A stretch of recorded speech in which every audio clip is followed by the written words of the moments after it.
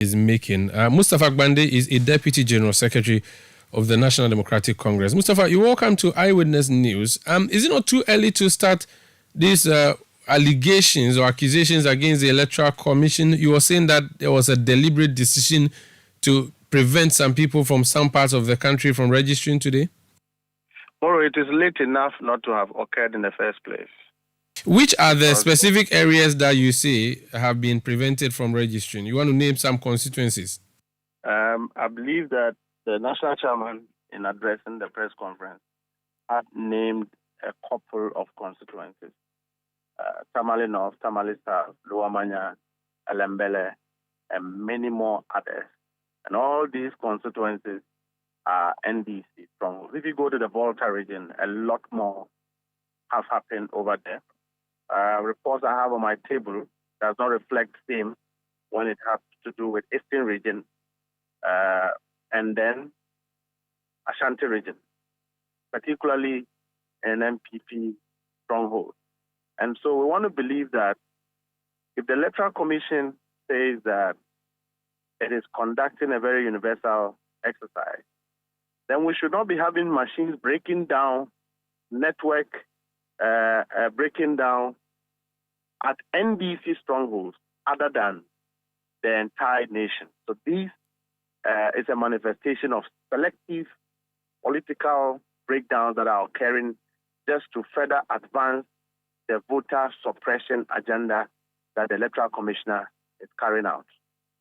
Are you sure that if you checked, there wouldn't be breakdown of machines in other parts where NPP may be the party that is holding power there? I am speaking because I have just coordinated reports from the various regions, and we are speaking to evidence. The national chairman spoke because at the time he was speaking, interim reports have been gathered for him, and so he spoke on matters of fact.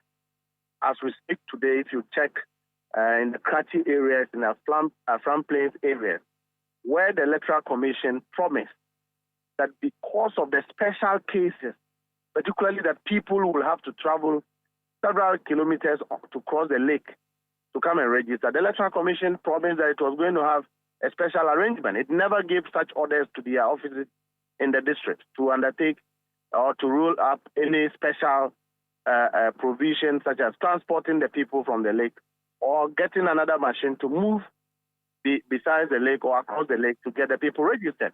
So clearly, this is a manifestation of a cooked plan by the Electoral Commission under the influence of the MPP and the government establishment led by the president himself to put mechanisms in place to undermine the credibility of our election, to undermine the processes of registration, and to make sure that they disenfranchise people who legitimately qualify to register. And that is a very worrying development in a democratic state.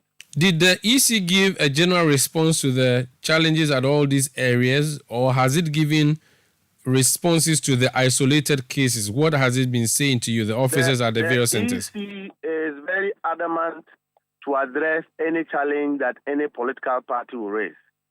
With the support of government, the EC would have avoided these challenges in the first place if the EC was willing to listen to recommendations from political parties. One would say that because NDC is not going to IPAC, what about the other political parties that attended the IPAC, in which they all kicked against this particular process in the manner it is being organized, only for the Electoral Commissioner to agree, come out of the meeting and do otherwise? What about that? Clearly, you are dealing with a woman who, in her own right and wisdom, believes that she must undermine the credibility of our electoral system. And that, for us, is a recipe for chaos and disaster. It undermines the credibility of our institutions, democratically stated in the Constitution, to advance the cause of Ghanaians. And that is what the NDC has been talking about. What are you saying to your supporters in these areas you say were deliberately prevented from registering today? We like, for example, there's a place that 150 people turn up. They are in a queue, but only 25 of them got registered. It means that the remaining have to go home find a place to sleep? Who is going to take care of their accommodation? Who is going to give them food so that they will sleep in the district capital? And only God knows the number of days it is going to take these people to stay in the district capital to get registered. So we will continue to campaign so that the people who have been subjected to this unreasonable exercise, the hardship that they are being exposed to, they will note that while they go through the hustle to register. But we further assure Ghanaians that registering to vote is a responsibility that all Ghanaians are supposed to undertake. And that the only way to change a bad government is not to go in arms, but to make sure that you participate in the selection process of the government. And so, teeming youth who are unemployed, teenage youth who are affected by the hardship of the economy, youth who are affected by the corruption by this government, having been exposed to this exercise, will be determined to go through the hustle to register so that they can vote in 2024. And that is the encouragement we have given them. As we speak, we have deployed ourselves to the constituencies to make sure that we sympathize and stay with the people throughout this hustle to ensure that they get registered. And that is what the NDC is doing. Well. We do not have stolen money to share. We do not have resources to share. All we have is a gospel truth of fact. We are telling the people and we are with them. We associate with what they are going through.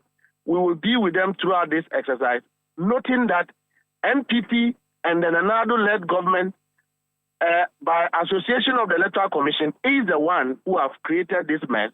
He is the one who have exposed them to these inhumane treatment, unjust treatment, as far as this registration process is concerned.